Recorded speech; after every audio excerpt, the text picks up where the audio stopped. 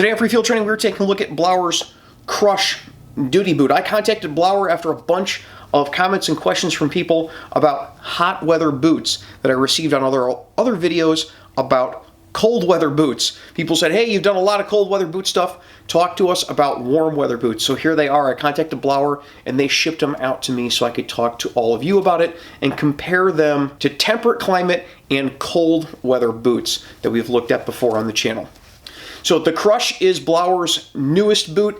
It is marketed as a tactical trainer. Everybody's into the tactical trainer boots today, but this would be an excellent option for people as long as their uniform requirements allow it for a warm weather boot, especially if you work in the desert or some other very hot place and you have to wear black shoes. So let's get into it a little bit.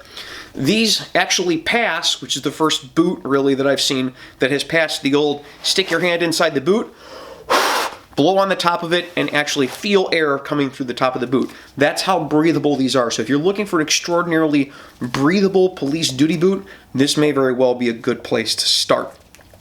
This breathable material isn't just on the toe here, but as you can see, it's along the side of the boot, along the back portions of the boot, around inside the rim of the boot, and on the other side, on the inside of the boot and the tongue. Now, all of the higher wear areas are reinforced on this so you don't end up poking holes through your boot to give you the protection that you need in high wear areas and in areas you're most likely to hit things with your boots to keep you safe when you're out on the street wearing these.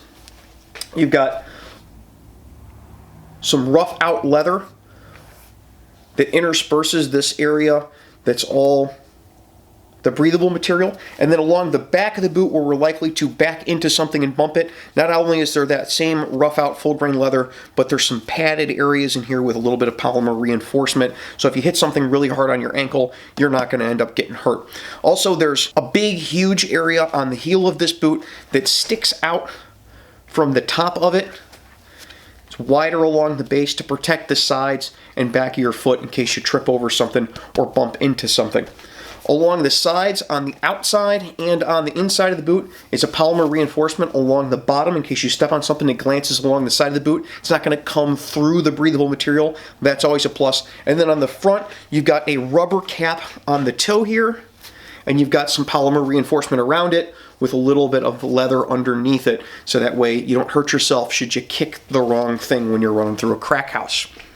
The lacing system on this is a quick lace system that has a little toggle on the top. It's a single way toggle. You have to actually pull a release to get it to loosen. And then there's a little garage behind the Blauer logo that you can tuck the excess lace inside of. It's a really neat feature so that you're not tucking laces inside your boot, which can sometimes chafe the skin. Newer boots are coming out with this, and I really kind of like that feature. We'll see where those go long term with durability. The eyelets are metal laces on the top four there, and then the bottom, you've got these fold over leather pieces here. Those are going to add a whole lot to durability. You don't have to worry with those of pulling an eyelet out when you go to tighten them. It looks from the outset like this boot is going to be very flimsy along the bottom, that it's just going to be a tactical gym shoe, and that nothing really could be further from the truth. It's kind of what I thought when I first saw it too, but then I put it on and I realized the bottom of this boot, your foot isn't right above this line here. There's actually a false bottom line here. The bottom of the boot, as you can see if I fold it over, it's actually a lot thicker on the base of the shoe. So there is a lot of reinforcement on the bottom of this. As you can see, there isn't a whole lot of flex. It has a polymer shank in it. So it's going to give you a significant amount of support through the bottom. You're not going to feel every little rock, especially on the back, the bottom, and the heel of the boot. Also, there's reinforcement on the back of the heel cup to keep your ankle from getting twisted underneath you. These come in two sizes. There's this tall size and then a shorter size in case you like more of a shoe model of boot. There's a couple of things that I can say against this. If you work in an environment where you get lots of rain, that you're going to be walking through puddles, this is not the boot for you unless you want to have two pairs of them, because this is in no way, shape, or form waterproof. All of that breathable material means it lets water right in. There's no Gore-Tex on this. Imagine the waterproofness of a gym shoe, but the support of a boot, like a hiking boot.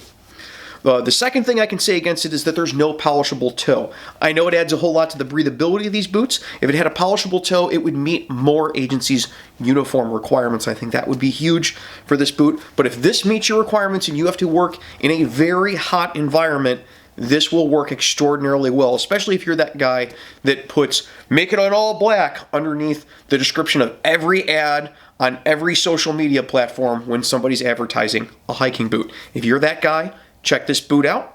There's going to be a link down in the description below. If you use that link, you help the channel out a little bit, so I appreciate. Until next week, you guys be safe and take care of each other. Hey, thanks for watching Free Field Training on YouTube. While you're here, check out one of our other videos, or head on over to the Patreon and see how you can get your name put on your videos like these fine folks over here. All the links are in the description, of course. We'll see you guys next time.